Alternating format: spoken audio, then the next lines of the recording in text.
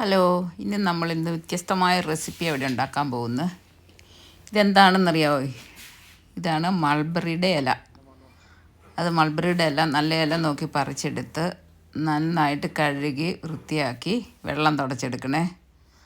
വെള്ളം തുടച്ചെടുത്തിട്ട് നമ്മളതിന് വേണ്ടുന്ന കുറച്ച് സാധനങ്ങൾ റെഡിയാക്കണം. അതിന് കടലമാവാണ് നമ്മളെടുക്കുന്നത്. കടലമാവ് കുറച്ചെടുത്തിട്ട് അതിനകത്തേക്ക് ആവശ്യത്തിന് ഉപ്പ് ചേർത്തു, കുറച്ച് വെള്ളം കൂടെ ചേർത്ത് അതൊന്ന് കലക്കിയെടുക്കണം.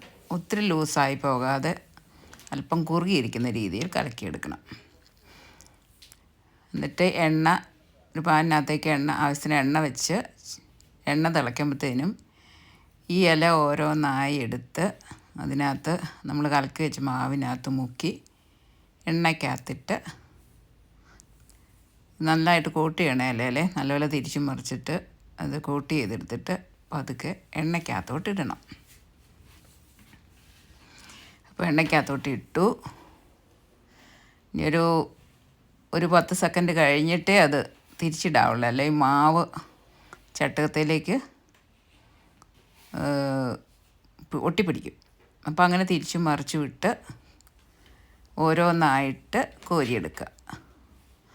ഇപ്പോൾ നമ്മുടെ രുചികരമായ മൾബറി ബജി റെഡി. എല്ലാവർക്കും ഇഷ്ടമായെന്ന് വിചാരിക്കുന്നു. ഇപ്പോൾ അടുത്ത വീഡിയോയുമായി വീണ്ടും കാണാം. അതുവരെ ബായ്.